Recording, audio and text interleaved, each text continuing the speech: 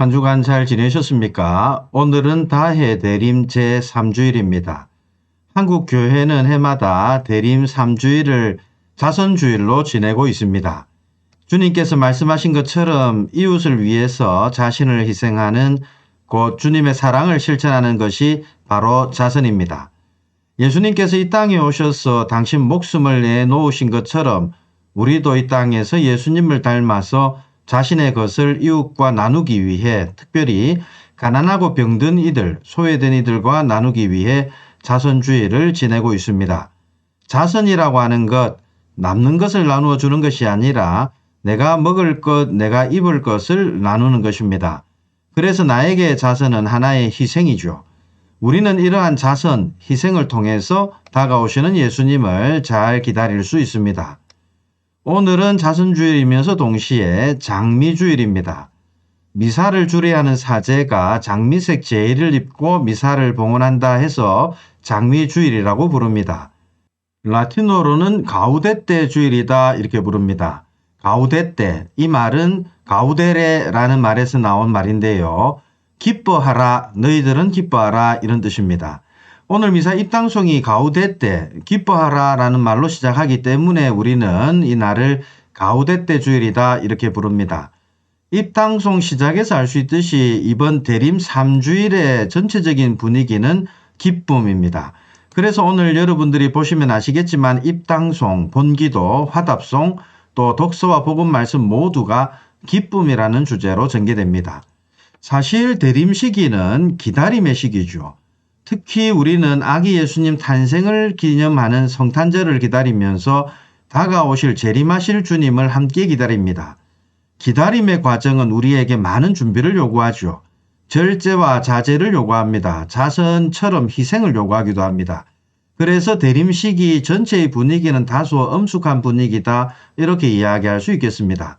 그래서 사제도 대림 시기 동안은 자색 제의를 입고 미사를 집전하고 또 미사 중에 기쁨을 드러내는 대영광송도 노래하지 않습니다. 교회는 또 신자들에게 주님의 오심을 위해서 자신의 것을 희생하면서 이웃을 도우라고 권고합니다. 십자가와 희생을 요구하죠. 앞서 언급한 자선주의를 지내는 것도 바로 이 때문입니다. 그래서 대림 시기가 되면 그리스도인들은 자신의 것을 희생하고 나누면서 차분한 분위기 속에서 주님의 오심을 기다리고 있습니다. 그런데 교회는 이런 차분한 기다림의 시기 한가운데 바로 대림 3주일의 기쁨에 관해서 이야기합니다. 왜냐하면 우리가 기다리면서 절제하고 자제하는 이유, 그것은 바로 기쁨을 누리기 위함이다 라는 것을 떠올려주기 위함입니다. 우리가 기다리는 그 끝에 기쁨과 행복이 있다는 것을 알려주고 그것을 미리 한번 생각해 보도록 권고하는 것이 바로 대림 3주일 장미주일의 의미입니다. 사실 예수님께서 오실 때 우리는 심판을 받는 것이 아니라 하느님의 자비와 구원을 입게 될 것입니다.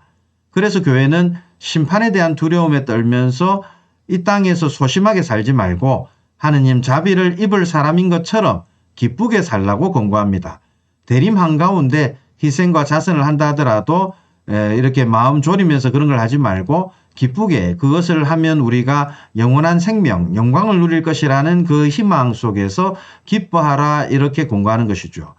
장미주일이 바로 이 점을 떠올려주는 날입니다. 오늘 특별히 장미주일을 맞아서 주님께서 우리들을 구원하기 위하여 이 땅에 오셨으며 또 그 구원을 완성하기 위해서 다시 오실 것을 믿고 고백합시다. 또 매 순간순간마다 우리와 함께 계시는 주님을 기억하면서 기쁨 속에서 살아가겠다고 다짐해야겠습니다. 자, 그러면 함께 오늘 독서복음 말씀을 읽고 묵상하도록 하겠습니다. 오늘 일독서로 우리는 스바니아 예언서 3장 14에서 18절을 읽게 됩니다. 주님께서 너 때문에 환성을 올리며 기뻐하시리라 라는 주제입니다. 함께 읽어보겠습니다. 딸 시온아 환성을 올려라. 이스라엘아 크게 소리쳐라. 딸 예루살렘아 마음껏 기뻐하고 즐거워하여라. 주님께서 너에게 내리신 판결을 거두시고 너의 원수들을 쫓아내셨다. 이스라엘 임금 주님께서 네 한가운데에 계시니 다시는 네가 불행을 두려워하지 않으리라. 그날에 사람들이 예루살렘에게 말하리라. 시온아 두려워하지 마라. 힘없이 손을 늘어뜨리지 마라. 주 너의 하느님 승리의 용사께서 네 한가운데에 계시다. 그분께서 너를 두고 기뻐하며 즐거워하신다. 당신 사랑으로 너를 새롭게 해주시고 너 때문에 환송을 올리며 기뻐하시리라. 축제의 날인 양 그렇게 하시리라. 오늘 일독서로 우리는 스바냐 예언서를 봉독했습니다. 스바냐 예언자는 아시리아 제국이 다른 나라들을 파멸시키면서 잔혹한 행위를 저지르고 있던 기원전 7, 8세기 무렵에 활동하던 분입니다. 아시리아 제국 하면 북쪽 이스라엘을 멸망시킨 나라로 잘 알려져 있는데요. 바로 그 시점에 활동하던 예언자가 바로 스바냐 예언자입니다. 당시 아시리아 제국은 오늘날 시리아 땅에 위치한 여러 아람 국가들뿐만 아니라 기원전 722년경 북쪽 이스라엘 곧 사마리아를 파멸시킵니다. 그리고 더 나아가서 이집트까지 파괴하죠. 더 나아가서 아시리아는 같은 메소포타미아 지역에 있던 바빌론마저도 황폐화시키는데요. 바빌론 사람들은 자신들이 겪은 어떤 홍수보다도 아시리아의 침공이 더 참혹한 참상을 가져다 주었다 이렇게 전하고 있습니다. 이처럼 당시 아시리아라는 제국은 중동 지방에서 막을 사람이 없는 폭군처럼 그렇게 행세를 했습니다. 그런데 그처럼 영원할 것 같던 아시리아 통치도 결국 막을 내리고 맙니다. 점점 힘이 빠지던 아시리아는 기원전 612년 메대인들에 의해서 멸망하고 말죠. 역사에서 잘 알 수 있듯이 어떤 막강한 제국도 결국 망하고야 만다는 점을 잘 보여줍니다. 스바냐 예언자는 이토록 강하던 아시리아가 폭군으로 행세하다가 점차 힘을 잃고 결국 무너지는 그 과정을 보았던 인물입니다. 학자들은 스바냐가 기원전 640년쯤 활동을 개시한 것으로 봅니다. 스바냐서 시작돼 스바냐가 유다 임금 요시야 때 활동을 시작했다 이렇게 전하는데요. 요시야라는 임금 기원전 640년에 8살의 나이로 왕좌에 올라서 기원전 609년까지 유다를 다스리던 임금이었습니다. 요시야 임금은 아시리아가 힘이 빠진 그 틈을 타서 다윗의 영토를 회복했던 그런 임금입니다. 그래서 사람들은 요시야 임금이 바로 이사야가 예언하던 메시아가 아닐까 이렇게 생각을 했을 겁니다. 하지만 하느님의 사랑을 받는다고 여기던 요시야 임금도 기원전 609년 파라오 임금 느고와의 전투에서 목숨을 잃게 되죠. 그러고 나서 유다 왕국은 세력을 잃고 결국 기원전 587년에 바빌론에 의해서 파멸되고 맙니다. 스바냐 예언자는 유다가 멸망하는 과정을 지켜본 불행한 역사를 체험한 그런 예언자였습니다. 그래서 스바냐 예언서에는 불행에 대한 이야기가 참 많이 나오는데요. 하지만 스바냐 예언자는 유다의 운명이 불행으로만 끝나지는 않으리라고 예고합니다. 스바냐는 유배자들 가운데 남은 자들이 반드시 돌아올 것이라고 예고합니다. 오늘 우리가 읽은 일독서도 바로 그것에 관한 예고이죠.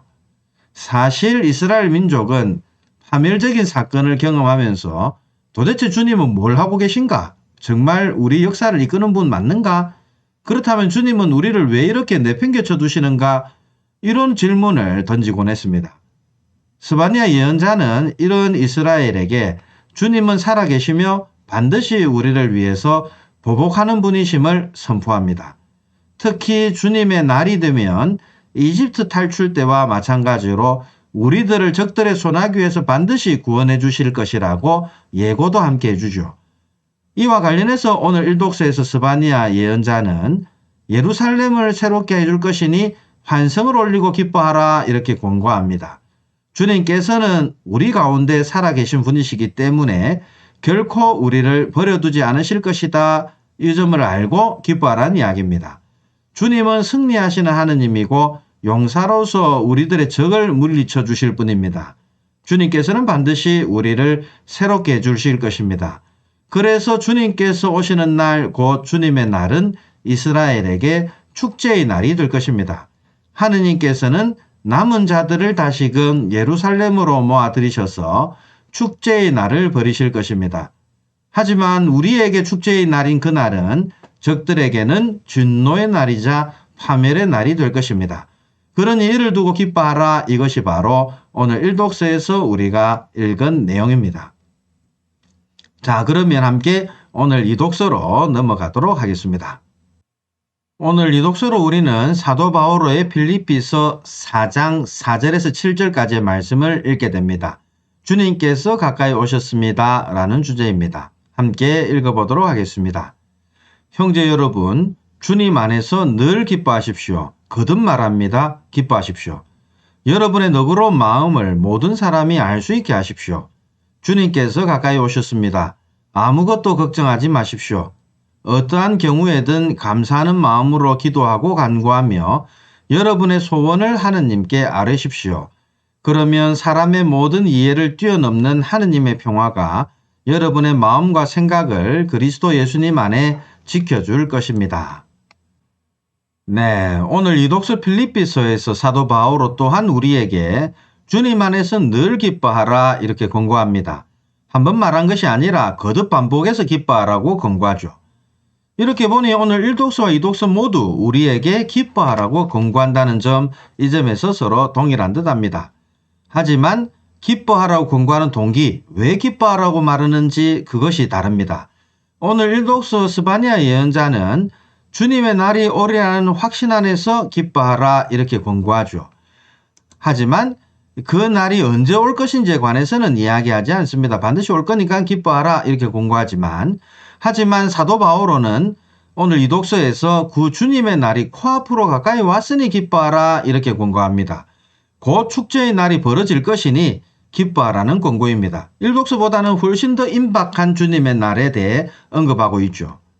사실 필립비서는 종말을 코앞에 두고 있기 때문에 모든 장절에 기쁨이 넘치는 책이다 이렇게 이해할 수 있겠습니다. 사도 바오로가 감옥에 갇혀 있을 때 적은 책임에도 불구하고 바오로는 필립비서에서 사람들에게 기뻐하라 이렇게 권고합니다. 종말을 깨어 준비하며 살아가는 그리스도인들에게 기쁨은 언제나 자신이 그리스도인임을 드러내어주는 전형적인 표지이기 때문입니다. 그리스도인들은 기뻐하는 사람이다 이렇게 말할 수 있겠습니다. 왜냐하면 항상 종말이 가까이 다가왔다고 생각하며 살아가는 사람들이기 때문입니다. 그런데 이러한 기쁨은 아무나 가질 수 있는 그런 기쁨은 아닙니다. 인간적 노력으로 얻을 수 있는 그런 기쁨이 아니라는 이야기입니다. 그 기쁨은 성령의 열매로 예수 그리스도를 믿는 이들만이 누릴 수 있는 기쁨입니다. 예수님의 말씀을 믿기 때문에 종말이 다가왔다고 믿고 또 희망하면서 기쁨 속에서 살아갈 수 있는 그런 기쁨이란 말입니다. 이러한 종말론적 기쁨 속에 살아가는 이들은 언제나 너그러운 마음을 지닐 수밖에 없습니다. 그리고 그런 너그러운 마음을 모두가 알 수 있도록 드러내고 실천합니다.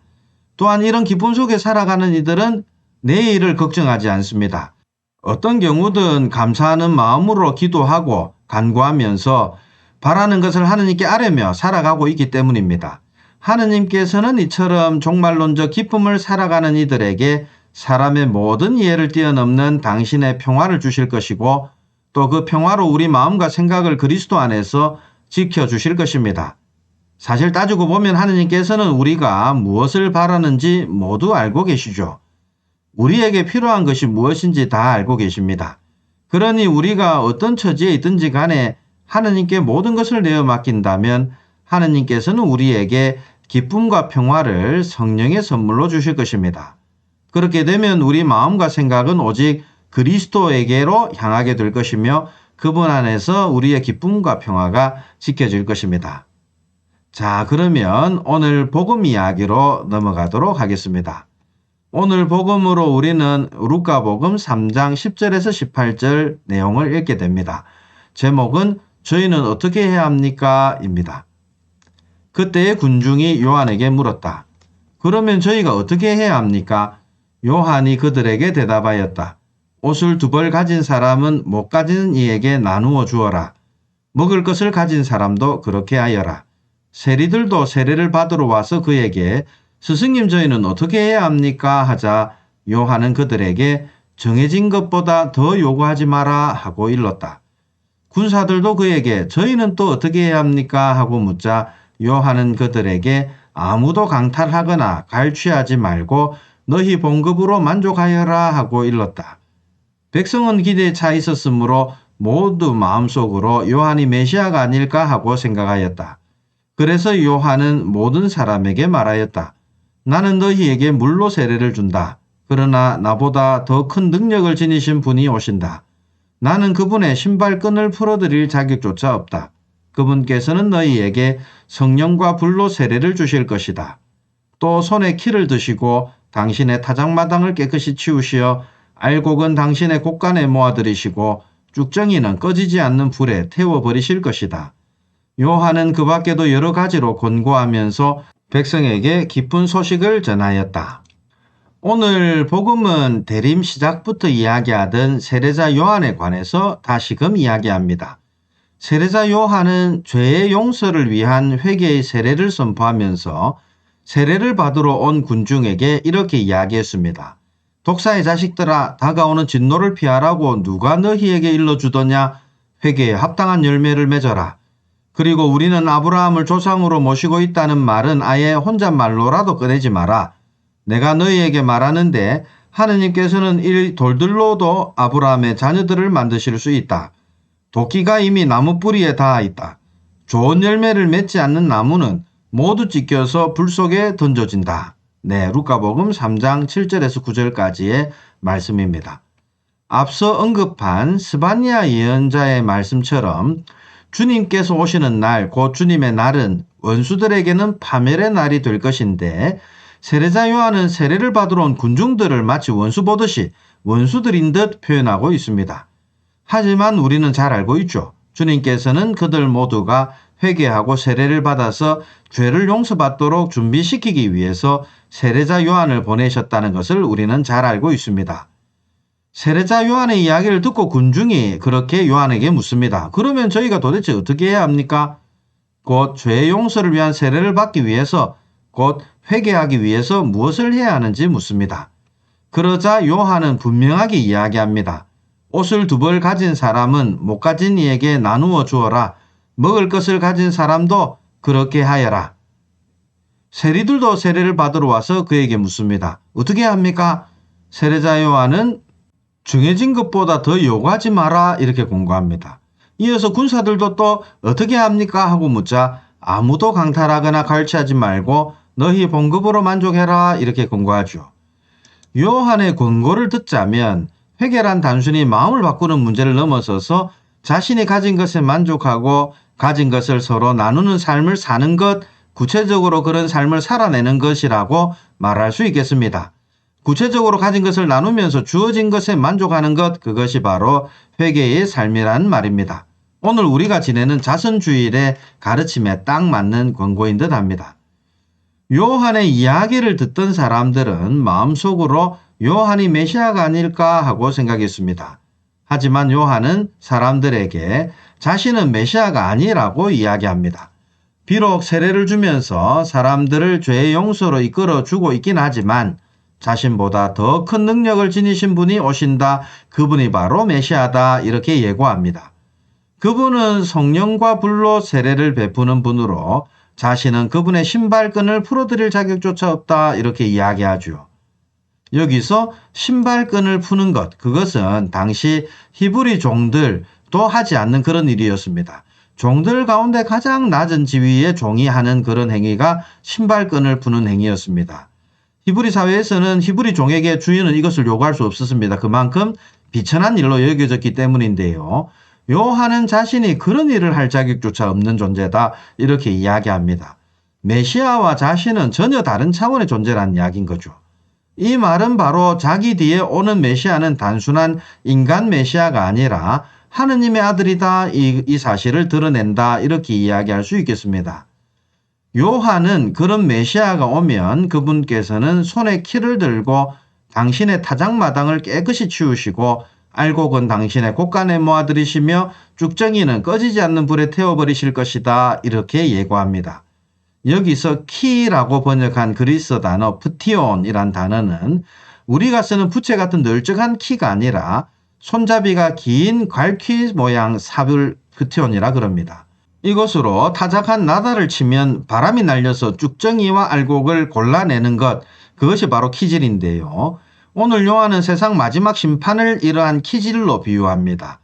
그렇게 세상 마지막 날이 되면 키질을 해서 쭉정이는 불에 태워 버리실 것이고 알곡은 곧간 바로 하느님 나라에 모으실 것이다. 이게 세례자 요한의 이야기입니다. 그런데 흥미로운 점은 주님의 날이 세상 마지막 날, 곧 종말에 가서야 이루어진다 이렇게 이야기하지 않고 예수 그리스도가 등장함으로써 이미 이루어진 것처럼 그렇게 이야기한다는 사실입니다. 우리는 심판이 예수님 재림 때 이루어진다 이렇게 생각하고 있는데 요한은 예수 그리스도 메시아가 자기 뒤에 오면 이러한 심판이 이미 이루어지는 것처럼 이야기를 하는데요. 이게 도대체 무슨 뜻일까요? 우리 그리스도교는 사실 예수 그리스도가 처음 오신 2000년 전 이미 세상 마지막 세대 곧 종말 시대가 시작되었다고 생각합니다. 다만 예수님께서는 죽고 부활하신 다음 승천을 하시면서 당신이 다시 오실 것이다 이렇게 예고하셨기 때문에 우리는 그때 가서야 비로소 종말이 완성될 것이다 이렇게 생각하는 것이죠. 그래서 우리 그리스도인들은 이미 종말이 시작되었지만 아직 완성되지 않는 그 종말, 세상 마지막 완성을 기다리고 있습니다. 이미와 아직 사이에 있는 것이죠. 그리스도인들은 이 땅에서 희망 속에 살아가면서 예수 그리스도를 믿고 그분의 재림을 기다리고 있는데요. 그리스도를 믿느냐 믿지 않느냐로 이미 우리의 심판은 결정되었다 이렇게 이야기할 수 있겠습니다. 이러한 소식은 믿는 이들에게는 기쁜 소식이 되겠지만 믿지 않는 이들에게는 파멸의 경고가 되겠죠. 따지고 보면 이 이야기는 믿지 않는 이들에게는 파멸되지 않으려면 어떻게 살아야 하는가에 관한 권고라고도 말할 수 있겠습니다. 지금 우리는 대림절을 보내면서 예수님의 탄생 추기를 기다리고 있습니다. 오늘 독서와 복음 말씀을 묵상하면서 그 말씀 예고가 우리에게 기쁜 소식으로 다가오는지 아니면 심판의 경고로 다가오는지 깊이 되돌아보도록 합시다. 만약에 그 말씀이 심판의 경고로 다가온다면 심판 때 우리가 쭉정이로 이렇게 되지 않도록 알곡으로 곳간에 모이는 사람이 될 수 있도록 지금부터 다시금 우리 삶을 바꾸는 회개의 삶을 살아가야 하겠습니다. 네, 그러면 다음 주에 다시 뵙겠습니다. 감사합니다.